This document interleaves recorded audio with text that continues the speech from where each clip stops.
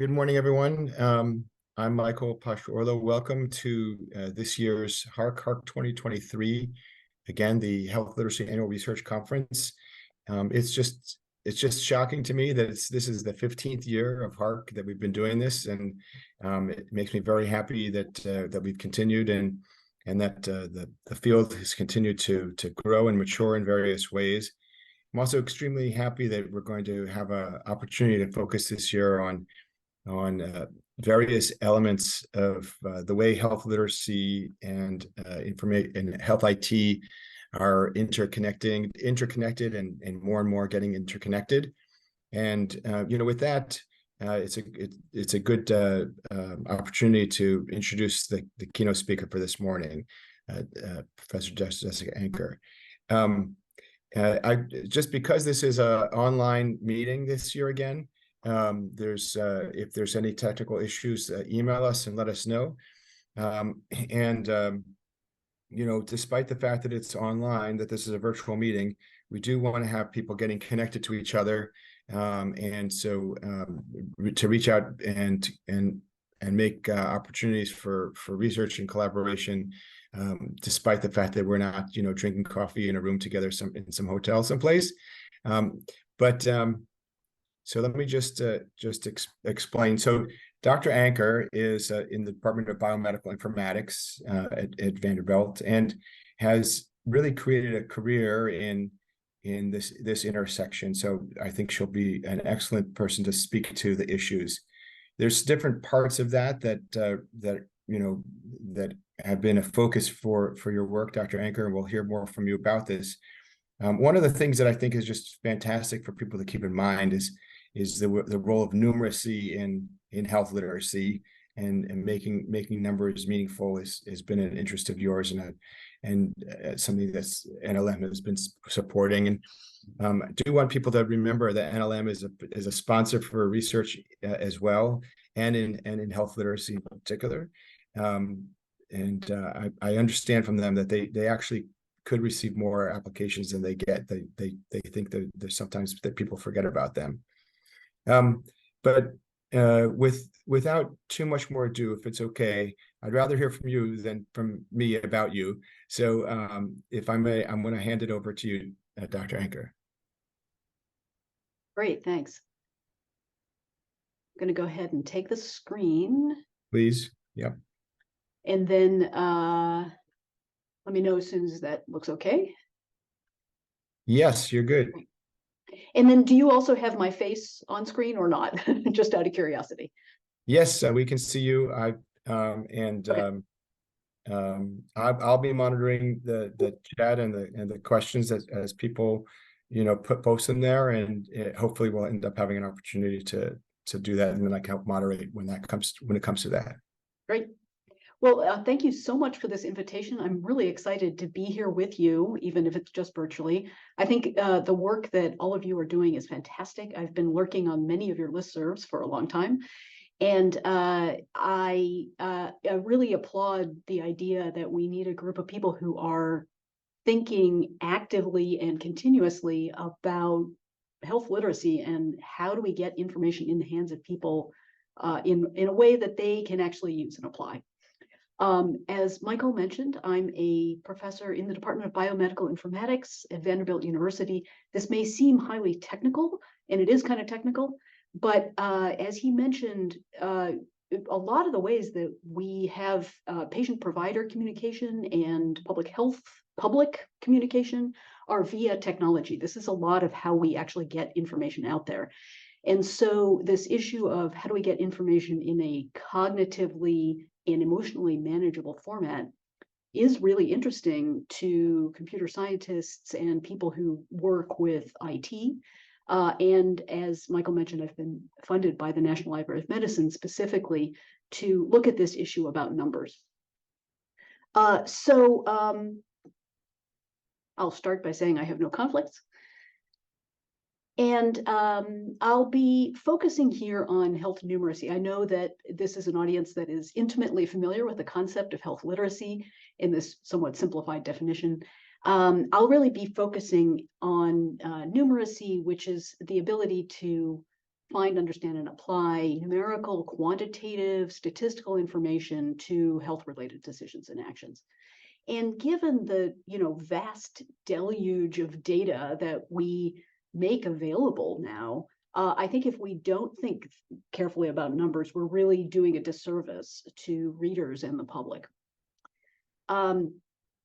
We have a lot of different areas of numbers and quantities that we could be looking at. I have an interest in how do we present patient portal laboratory data to patients? How do we present environmental data? Today, though, I'm going to be focusing on risks.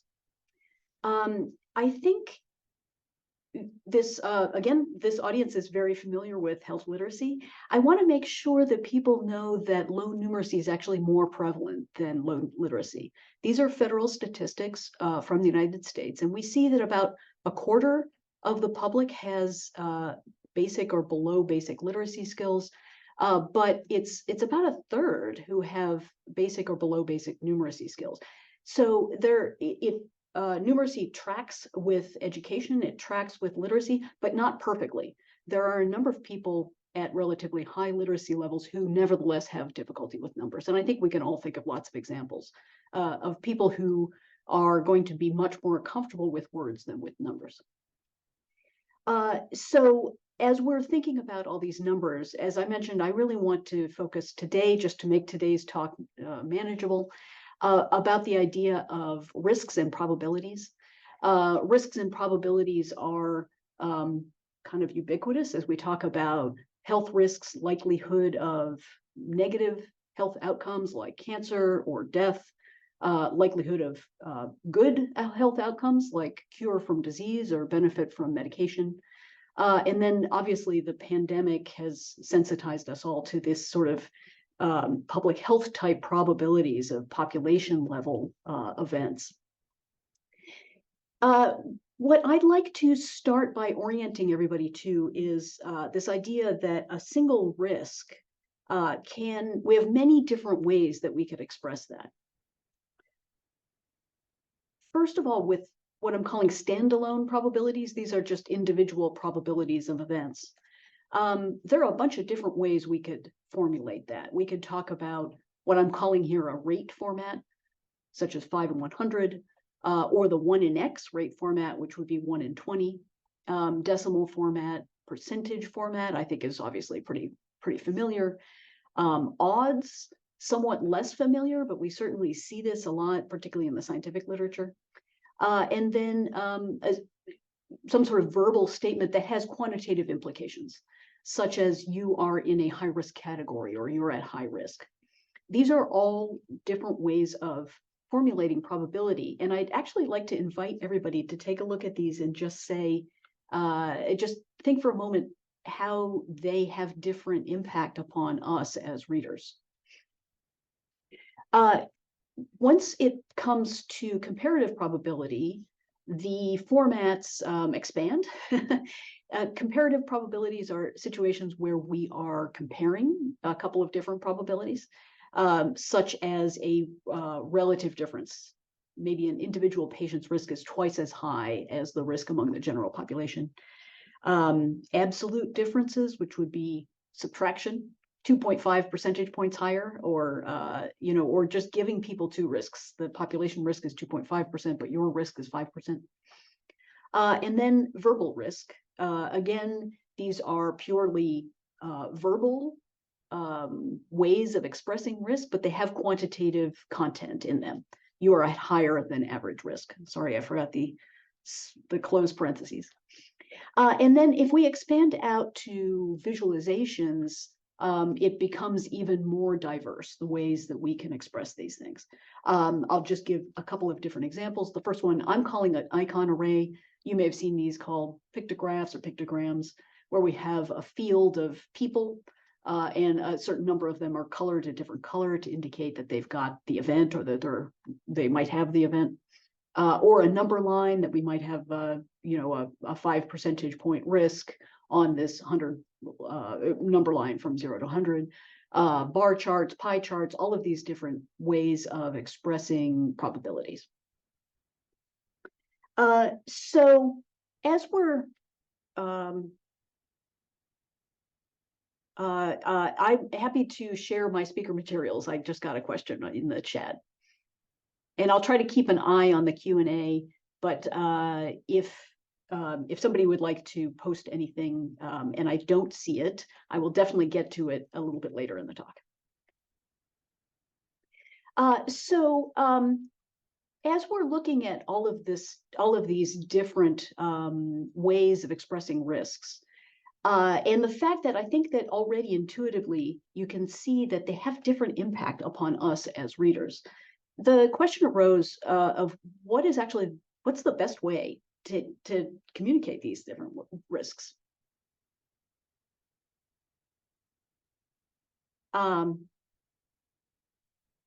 So our team, funded by the National Library of Medicine, conducted a systematic review of the literature in health communication, risk communication, human-computer interaction, and a number of different related fields in which risk communication is considered central. And we took a look at a pretty large body of evidence that's starting to become accumulated about how to present these risks. And I'm going to say that there's no single best format. I know that it would be great if I could come to you and say, always use percentages, or always use icon arrays, or something like that. And the answer is, it's a little more complicated than that. So let me go through some of the evidence that we've generated in this. I've tried to pull out things that I think would be actually applicable and relevant to you. And then we can talk about how that informs our risk communication when we're developing materials or when we're communicating with patients or the public. So the first challenge I'm going to say is, let's get just comfortable with all of these ourselves. If the risk is 5%, how many people per 100 will be affected? Just put your comments in the chat.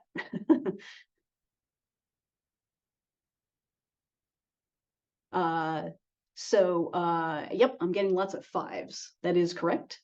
And we will see that the risk is 5%, then that's 5 out of 100. Okay, if the risk is 5%, how many people per 1,000 will be affected? I notice a little pause as we all just wrap our minds around that. Okay, great.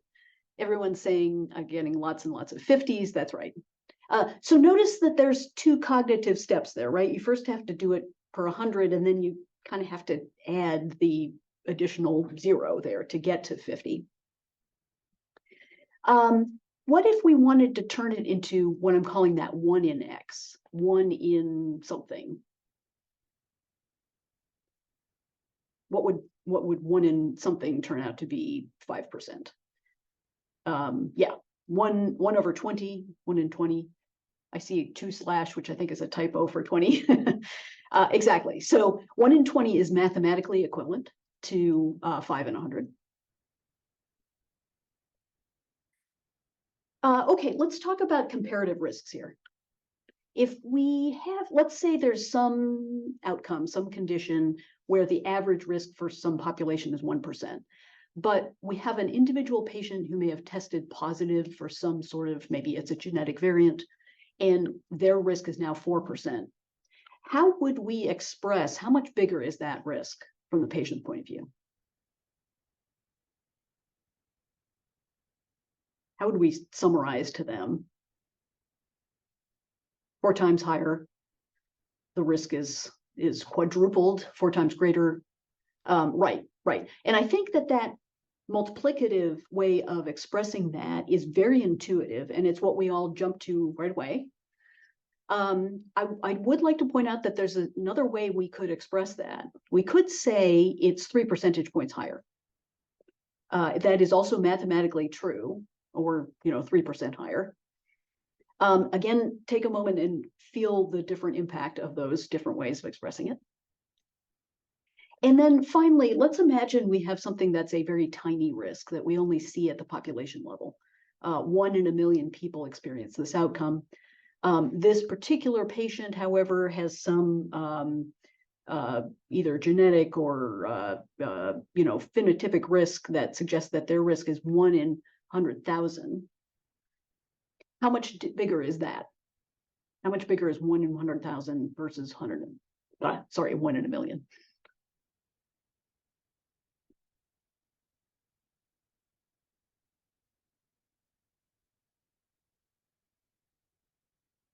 I feel like we need Jeopardy music here as people think about that one. Yes, that's right. We now have a 10 times higher risk. And again, notice a couple of things here. One is how much harder it is when the numbers are very, very, very small, in this case, 1 in a million. Cognitively harder to manage this, even for well-educated people like the folks on this webinar. And also, it's more challenging when the denominator changes, going from 100,000 to a million. And I'm also going to say that, again, that multiplicative comparison is very intuitive and natural for us, 10 times higher. But we could also say that the difference between the two is 9 in a million. It went up by 9 in a million there. So although mathematically equivalent, all of these numbers have very different psychological impacts. And that's what I want to spend a little bit of time talking about right now. So first, from our systematic review, I'll talk about some of the evidence about numbers in general. Then I'll talk about standalone probabilities and comparative probabilities. And again, I'm trying to extract little nuggets that might be helpful to you in your actual daily practice. So numbers in general, what did we learn about numbers in general? This was a little surprising. Despite the fact that we have a considerable proportion of the population that really has a difficulty with numbers, we nevertheless found that people prefer to have numbers. So we were able to find about 20 different studies in which people had asked, would you prefer numbers or would you prefer no numbers when you're talking about your issues in your health? And it was pretty overwhelming that people did prefer numbers either alone or in combination with obviously some verbal interpretation. We do find that people with low numeracy sometimes trust numbers less, and they sometimes need more help or more time to interpret them. But nonetheless, they actually kind of want that maybe to take home and mull over time. So I think that that's the first lesson, that withholding numbers from people is not necessarily the best option. Okay, so we came up with a number of points about how to present standalone probabilities. Some of these will feel familiar to you. I think some of them will feel new. Again, a standalone probability is just a single probability. Your chance of this event is 5%. We found that if we describe a risk in words alone, people are more worried than if we gave them numbers alone. So shockingly, if I say an event is rare, people will make up a number in their head. And they will, on average, we were able to actually do a meta-analysis of this. And we were able to find that on average, they think that rare means it happens 9% of the time. I hope everyone agrees with me that this is probably never what a public health professional or a doctor would actually consider rare. I think they would consider 9% to be pretty common outcome. And nonetheless, if we withhold those numbers from patients, again, they will make up a number in their head. And if we elicit what that number actually is, it averaged out to be 9%. So broadly, we can see that trying to reassure patients with words like rare kind of backfires unless we can give them some number to say, actually, what we meant was 1 in 10,000, not 9%. Similarly, we were able to do a meta-analysis about the word common, and we found that the average listener or audience member, again, will make up a number in their head, and that averages out to be 70% of the time. Again, I'm going to say no doctor or public health professional would think that common should on average mean 70%. Probably 9% would be common from, again, from the professional standpoint. So first take-home lesson here. If we withhold numbers from a communication, we've got two potential problems. One is the recipient probably actually wants a number. And second of all, the recipient is likely to vastly overestimate and overreact to that probability. So cast your mind back to the COVID pandemic and think about how some of this played out. So readers generally interpret verbal terms as much more likely than what the actual expert intended. Okay. The second nugget that I'd like to present to you is that if we use that 1 in X format, again, phrasing 5% as 1 in 20, it has some advantages, but it also has some disadvantages. So the first advantage is people seem to have an easy time visualizing this. It feels nice and concrete. I can certainly imagine 20 people in a room and I'm one of them. I can sort of get a gut and felt sense of how likely that is, that one of those 20 people is picked out of a room and, I could be one of them. So that concreteness appears to be an advantage. However, there's one potential negative as well that I want everyone to take seriously, which is,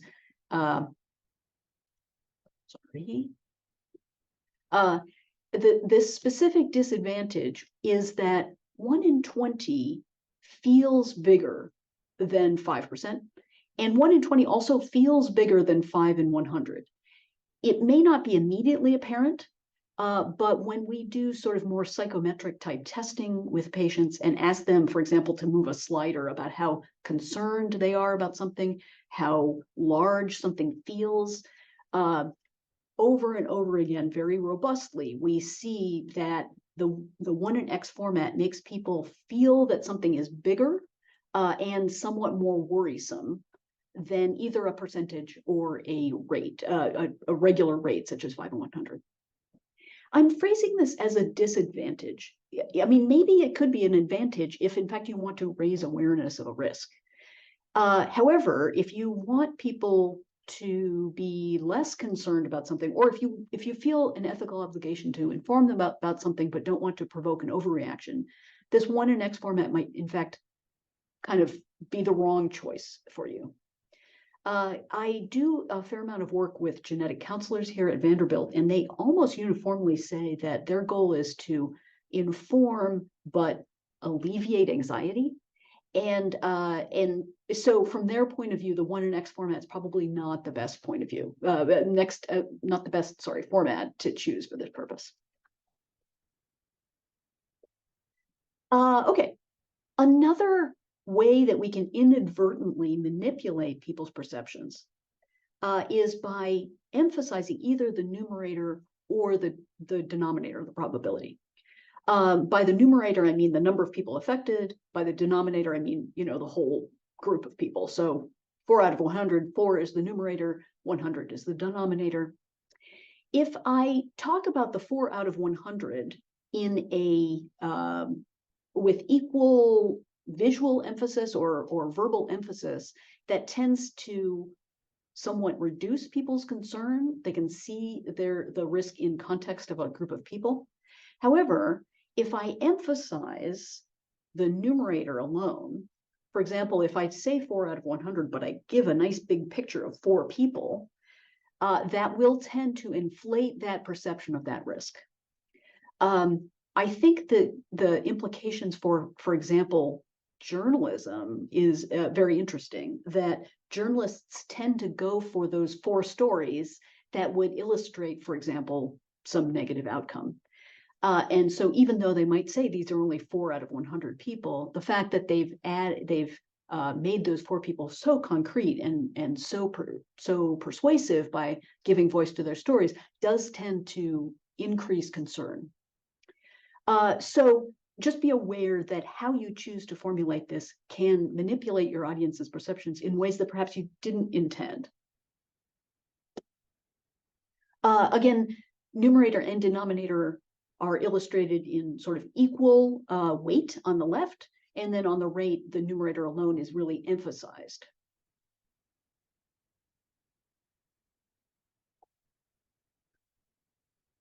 We've found, next nugget here is gain-loss framing. What I'm calling gain-loss framing is whether we formulate this event in terms of the number of events or the number of non-events. So here, for example, I could say this is a treatment outcome and it's got a 96% chance of success, or I could say this treatment has a 4% chance of failure.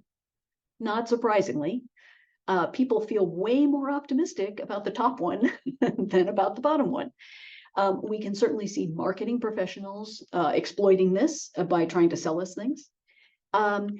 One point I want to make here is that people with high numeracy, high education levels, are likely to translate between those two formulations in their head. They're likely to say, oh, well, if it's 96% chance of success, that means it must be a 4% chance of failure. And you'll actually hear them sort of going back and forth as they try to make sense of this probability. People with lower numeracy levels, lower levels of education do not necessarily do that. And they are more likely to be swayed by this different gain-loss framing. The first one is the gain framing, the bottom is the loss framing. However, none of us are immune. One of the classic articles from this came from the 1980s, and it showed that doctors were also swayed by this. Even they were swayed somewhat less than patients were swayed, but they certainly still found that somewhat persuasive.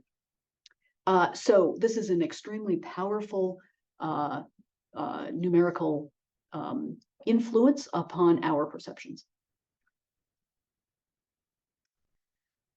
Finally, in the, no, I don't think this is finally. One of my final points is if you happen to be involved in the visual design of patient information leaflets, websites, apps, anything like that, it does turn out that if we make our little pictograph with human beings, people will remember it longer than if we make it with squares or circles or dots.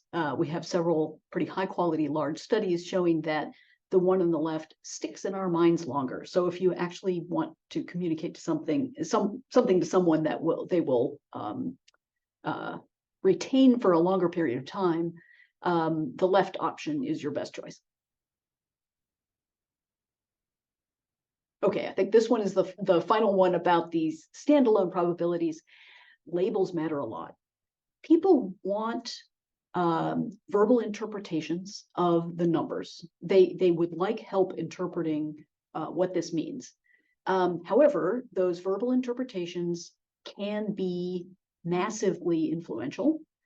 And one example of that is labeling a test result as abnormal. So I can take the same risk, for example, your test came back normal, your risk is 2%, or your test had an abnormal finding and your risk is 2%. So I could take the same quantitative risk and label it different ways, and people feel very differently about it. I don't think this is particularly surprising, but I think this is really important. In the wake of the 21st Century Cures Act, this is in the last 2 years, under federal regulations, electronic patient portals now must release data to patients as soon as it's available. It used to be, earlier in the 21st century, that my doctor typically would review my laboratory data before releasing it to me, either in the form of a letter or then electronically in the form of an electronic patient portal message. And that means that I would have the physician interpretation at the same time I had the test result. Today, however, as of 2021, most centers have transitioned to comply with the 21st Century Cures Act. And that means that people get their laboratory data immediately. And we see almost a third, sometimes as many as a half, of regular patient portal users now access their test results and see it before their doctor actually even saw it. So the way it happens for me is I get a little ping in my patient portal app you've got a new test result. I say, well, I go and look at it.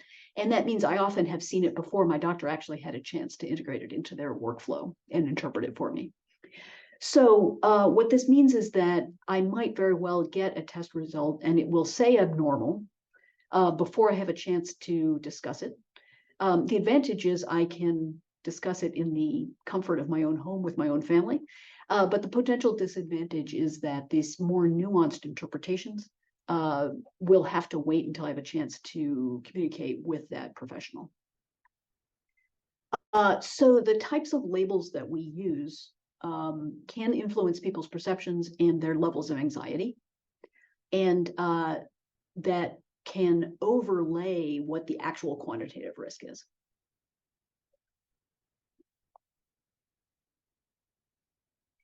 So let me spend a few minutes here now talking about comparative probabilities. Again, comparative probabilities are the situation in which I want to not just give a standalone probability such as 5%, but I want to put it in context, for example, of the typical risk for a woman of my age and race, or I want to talk about how much a probability has changed. Now that I quit smoking, my risk has changed in the following way. For example, these are all comparative probabilities. The first one is relative comparisons always feel bigger than absolute comparisons. So if we have a situation, let's say, where I'm comparing a 10% chance to a 15% chance, I could talk about 50% higher. I could say 5 percentage points higher. I could say elevated. And I could say the typical risk is 10%, but your risk is 15%. The relative comparisons, such as A, 50% higher, will always make it look bigger and will make people react more strongly. Any votes on what from B, C, or D, which one of those would tend to make people feel more concerned about that risk?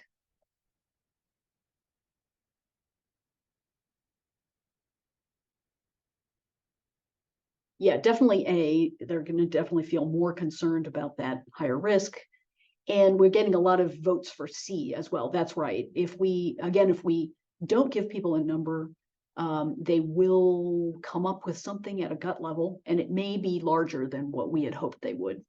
So A and C are definitely going to lead to a greater concern. B and D are definitely going to lead to a more, I'm not going to say lower than A, and I will say B and D are lower than A and C. A difficulty with this literature is that it's hard to know what the right amount of concern is. What's the most objective way of presenting it? I think both B and D feel like they would lead to less overreaction.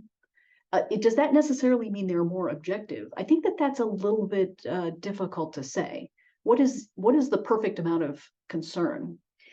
We definitely have been in situations in which, for example, public health professionals legitimately wanted to raise concern about some risk. At the beginning of the COVID pandemic, when concern was too low, probably, they were legitimately trying to raise concern. And then after the vaccines were developed and were available, the public health establishment, again, legitimately wanted to raise people's concern about their risk of COVID if they did not get vaccinated. So those would be situations in which they have a persuasive goal. They really want to persuade the public to take some action that is known to be good to them. I think another great example is quitting smoking. I don't think any health professional would disagree that everybody should quit smoking now. So persuading people to quit smoking is considered ethical in the public health perspective, because we know it's better for people and there are virtually no downsides. However, there are many other situations in which that persuasive goal is probably unethical. If there are multiple equivalent or similar treatments for a particular disease, it probably is unethical for us to try to persuade people to do one than the other. I think one of the examples would be adjuvant therapy after breast cancer surgery. Which of these adjuvant therapies is one that you would prefer? They each have a different risk-benefit profile, but several of them are considered legitimate medical choices. And so not persuading people, instead just giving them information that they need to make these decisions on an informed basis, is probably the most ethical option. So bringing that back here to the, do we want people to feel more concerned or do we want people to feel less concerned? That may be dependent on our larger communication goal and what our ethical responsibility as communicators is. Whether it is permissible to persuade people or whether we have an ethical obligation to try to refrain from persuading people. Okay, so another piece of evidence about the 1NX format is that it's really hard for people to do these comparisons with 1NX format. So here's an example. I'm actually wondering if Michael might recognize where this one's from. This is a classic study in which two risks were presented to patients, one in 324, one in 101. I hope that it's fairly obvious to the folks on the webinar that one in 101 is bigger than one in 324. However, it is not that obvious to the general public, particularly folks with lower numeracy. And in particular, we find that the people with the lowest education levels will think that 1 in 101 is smaller than 1 in 324 because 101 is smaller than 324. So not only will they have difficulty choosing which one is smaller, but they will likely swap and make the exact wrong choice. So changing the denominator makes it hard to see the difference or judge the difference between these two. Whereas if we put them both into percentage format, it becomes much easier to see which one's larger. And if we use this rate format with the same denominator, 3 in 1,000 versus 10 in 1,000, all of these are mathematically equivalent.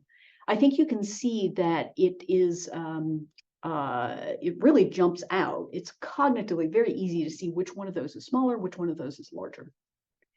So if it is important to you to let people judge the difference between two probabilities, I would strongly recommend putting them in the same format and giving them the same denominator. Furthermore, if there's any reason why it's really important for people to get a sense of how big the difference is, actually do that subtraction in their head, then that middle option or the second or the third option there are much easier for people to judge than the first option. So if you do have an occasion to use several proportions in the same message, I would really urge you to make them have the same denominator so that we don't have this confusion, this potential confusion, particularly with people with lower education levels, where they're going to think that 1 in 50 is smaller than 1 in 100.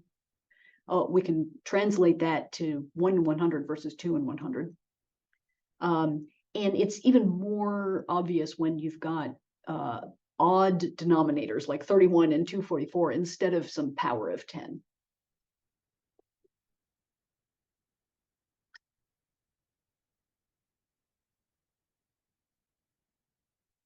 So I've now, and I'm very happy to share these slides. I'll send them off as soon as I'm done with this talk, with some take-home messages from our systematic review. One is the reader, the patient, the members of the public actually do want to have numbers, even if they cannot interpret them immediately, we find that often they will be willing to take them home and think about them.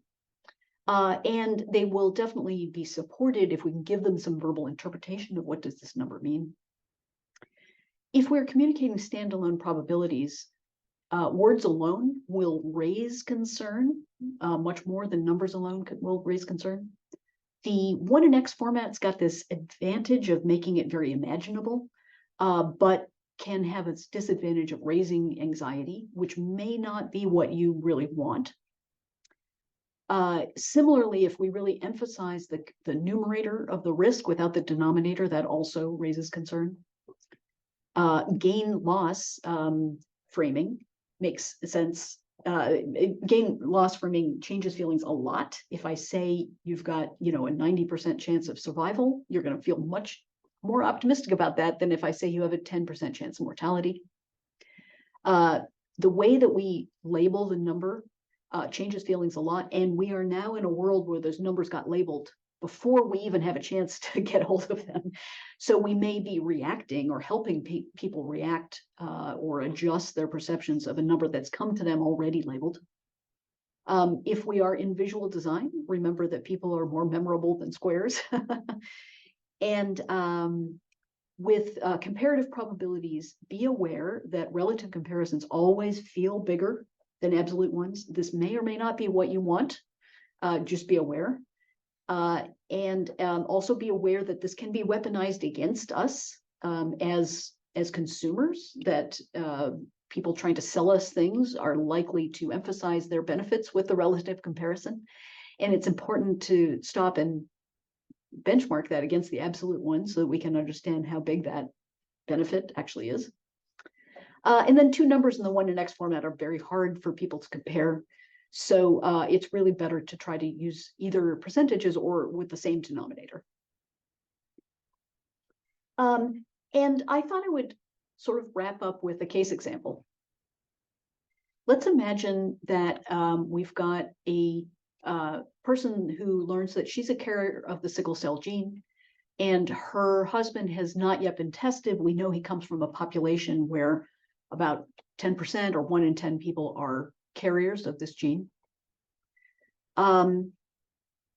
Here are a number of different ways. I didn't even select the graphic ways. I'm just using the numerical ways of expressing that. If you had to pick which one or which ones would make them more concerned about this risk?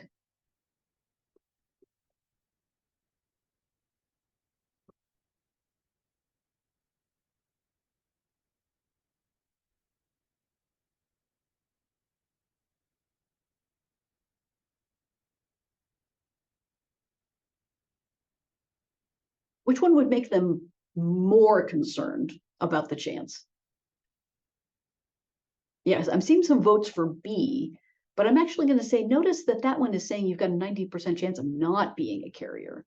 So that's probably going to make them feel pretty good about their chances. They're probably going to be less concerned about that carrier risk. I've got some votes for A and C. Both of those are really, they are emphasizing the chance of being the carrier. And notice C is in that 1 in X format, the 1 in 10. So that is likely, probably, if we were to assess this, that probably is the one that would lead to the highest risk perception for that.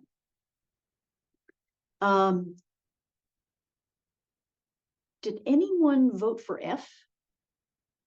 I do see some Fs. What are your general perceptions of odds? Are odds easier for people to understand or harder? Yeah, I'm getting a lot of votes for harder. I think,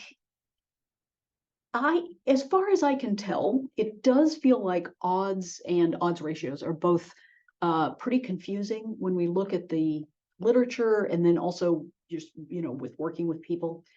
There do seem, yes, somebody says they're hard to understand unless you like horse race betting. I do feel like there's a small group of people who gravitates toward odds. My husband's actually one of them. He always reformulates stuff in odds. I don't know why. Maybe he's betting behind my back.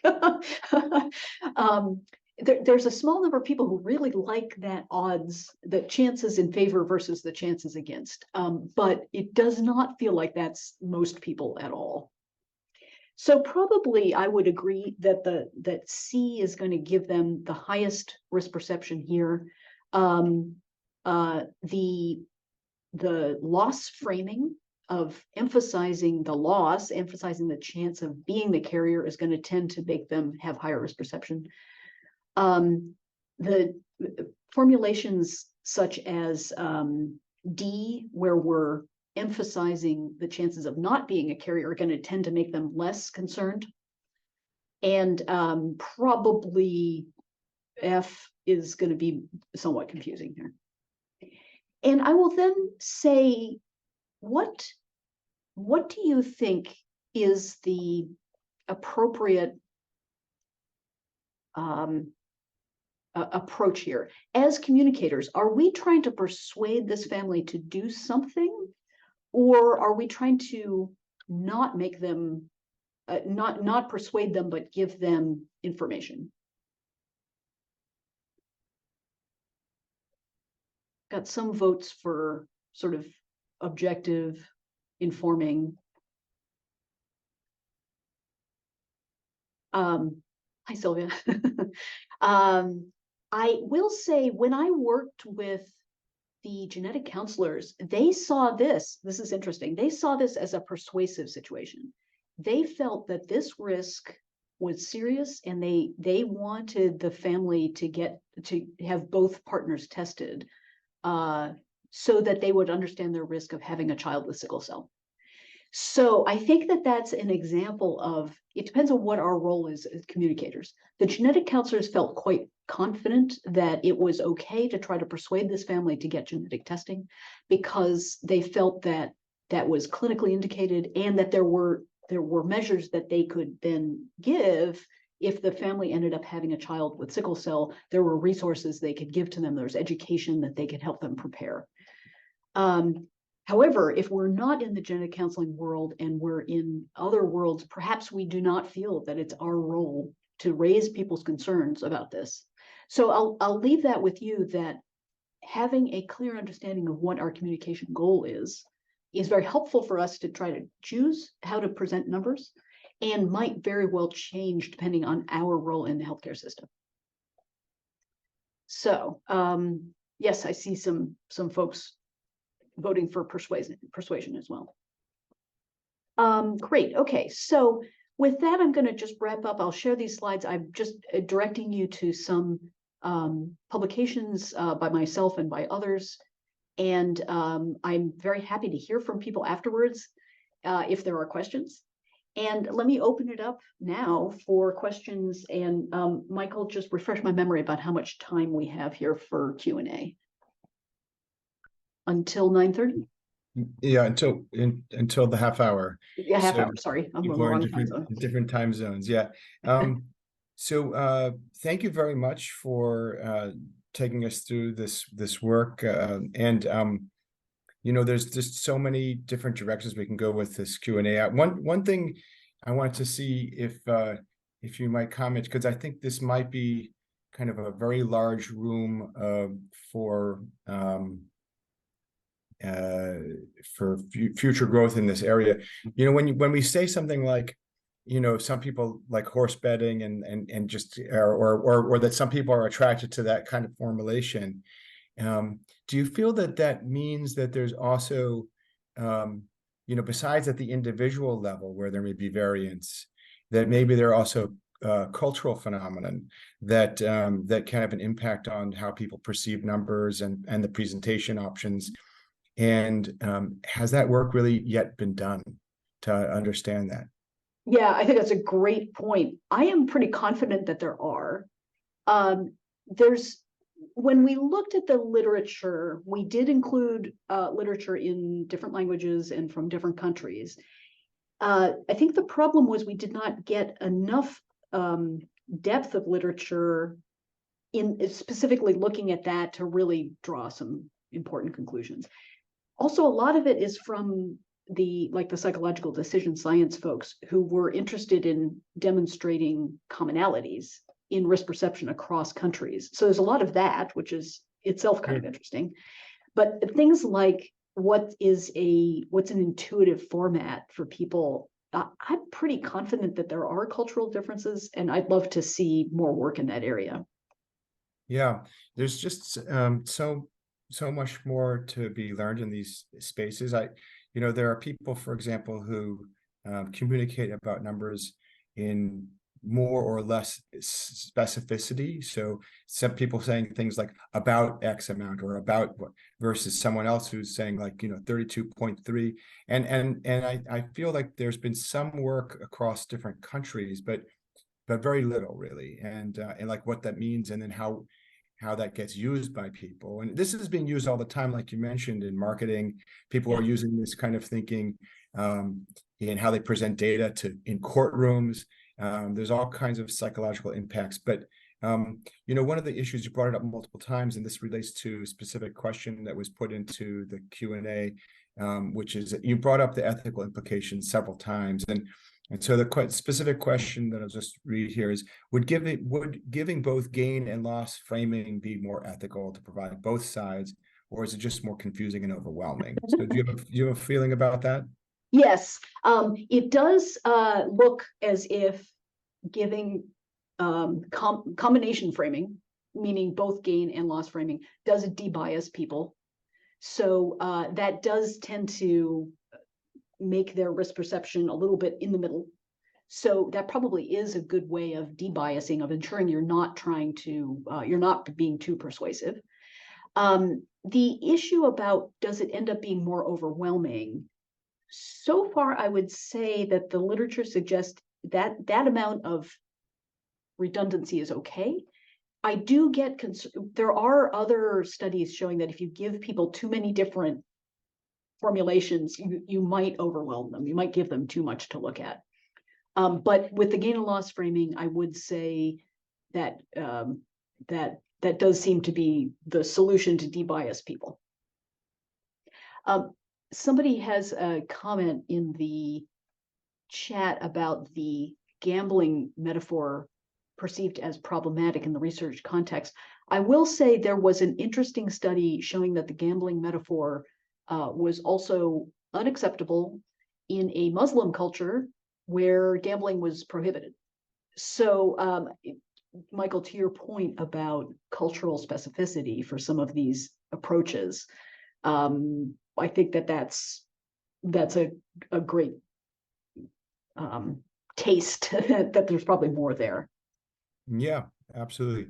And there's also many contexts where you don't have the opportunity to tailor to the person, like if it's a public health context of mass communication versus like more specific, when you're sitting with an adult learner, if you will.